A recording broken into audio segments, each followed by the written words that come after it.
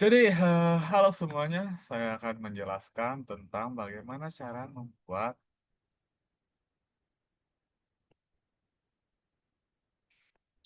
membuat trompet atau bisa bilang dengan menggunakan Python. Untuk libar di sini saya akan menggunakan tiga, yaitu Pygame, JSON, dan OS dengan fungsi-fungsinya sendiri. Nah, itu pertama, Pygame digunakan sebagai tampilan utama, UI, Plymos, dan suara dengan menggunakan import meter dari Pygame. Terus ada JSON sebagai tempat penyimpan bit yang telah dibuat dan OS sebagai penyimpanan folder suara nantinya. Nah, untuk pertama kita perlu menginisiasi Pygame-nya terlebih dahulu. Nah, Pygame-nya sendiri kita dengan menulis pygame.init dalam kurung itu akan menginisiasi Pygame itu berjalan. Selanjutnya bisa kita ke warna. Nah, kenapa warna ini dibuat terlebih dahulu? Agar kita bisa memanggilnya dalam penulisan UI lebih mudah.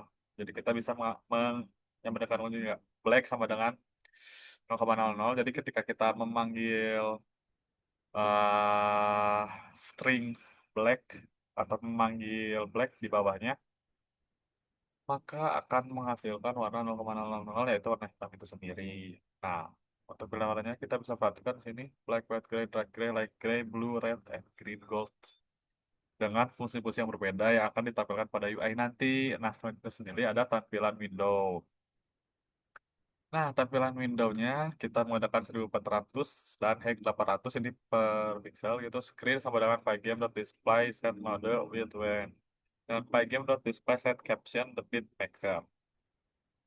Nah, selanjutnya sendiri ada font yang akan kita gunakan untuk menamai beberapa UI yang kita perlukan. Salah satunya adalah, beberapa dananya adalah penamaan pada instrumen, fungsi play, stop, fungsi BPM, beat, dan load, save, dan clear, clear beat.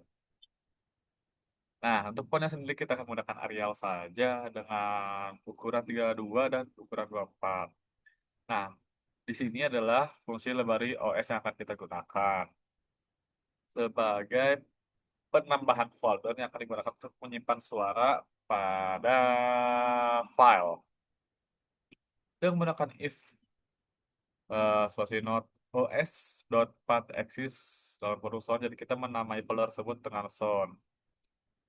Nah, ini adalah tempat bunyi-bunyian instrumen ini yang akan dimasukkan dengan menggunakan folder tersebut. Nah, selanjutnya kita perlu meload sound itu sendiri. Di sini saya menggunakan 6, hi-hat, snare kick, crash, clap, dan tom dengan file berupa .wav yang bisa kita cari sendiri di Google. Nah, selanjutnya ada variabel global, variabel umum yang bakal kita pakai. Pertama ada FPS atau frame per second 60, bit sama dengan 8 dan view-nya 10. Ini sebagai variabel umumnya atau tampilan awalnya yang akan ditampilkan. Terus kita juga perlu menulis fungsi klik yang akan membunyikan start instrumen ketika loop terjadi. Nah, terus juga ada save menu, load menu, bitname. Ini sebagai UI yang bisa kita baca. Nah, ini adalah contoh JSON file check, yaitu library yang akan digunakan ketika kita menyimpan drop pattern. Oke. Nah, terus kita JSON file check ini bakal kita gunakan untuk dua, yaitu load dan save. Save dan load. Nah, ada time variable atau bit variabelnya. Ini sebagai fungsi variabel waktu yang awal digunakan. Selanjutnya ada grid. Grid ini sendiri akan digunakan sebagai pembatas dari nama-nama instrumen dan UI-UI lainnya. Nah, selanjutnya kita perlu menggrid nama-nama instrumen itu sendiri dengan labelnya yang sudah dinamai hi-hat, snare, bass, drum, crash, clap, floor, tom. Nah, label font tadi akan kita gunakan di sini dan menulisnya. Selanjutnya kita akan menulis fungsi yang akan dapat memainkan suara pada loop. Left fly note for I it rains slightly ketika jadi untuk trompetnya sendiri akan menggunakan klik mouse untuk ditekan agar bunyi-bunyian itu berbunyi. Nah, selanjutnya ada main room. Bisa kita perhatikan di bawah malam ini adalah sebagai fungsi berulangnya. Jadi kita bisa memulai terus-menerus gitu.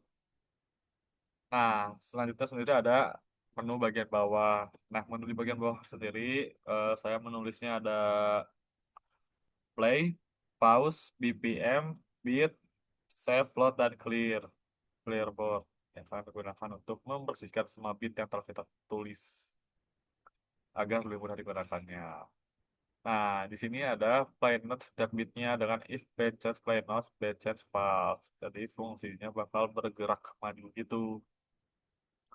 Nah, selanjutnya ada event handler. Dengan ini kita dapat menggunakan valid point dan simpan bit ke file. Jadi dari dengan di tadi bit itu akan disimpan. Tuh, dan ada mengload bitnya. Oke, selanjutnya kita mengupdate bit atau memperbarui bits. Dan terakhir, sebagai tampilan di akhir. Nah, mungkin kita bisa langsung saja ke contoh praktikumnya. Kita bisa di sini nge-play dulu programnya. Oke, belum muncul. Oke, setelah ini kita akan share screen. Nah, the beatmaker. Nah, jadi tampilannya sendiri akan seperti ini dengan instrumen yang telah kita pilih sebelumnya, hi-hat, snare, bass drum, bass, platform. Nah, ini adalah bagian menu bawahnya. Sebagai fungsi instrumen di sini ada pause, beat per menit, atau kecepatan beatnya dibunyikan, beat dulu banyaknya beats yang akan dibunyikan, set, note, dan keyboard. Mungkin kita bisa coba dulu tekan dan melihat bagaimana ini bekerja.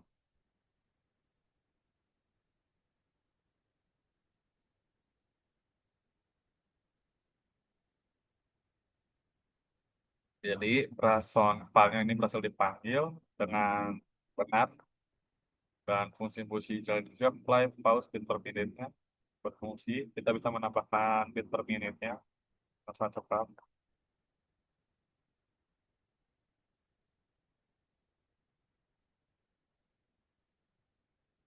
Oke. Jadi itu yang bisa saya sampaikan. Semuanya mohon maaf bila ada kesalahan.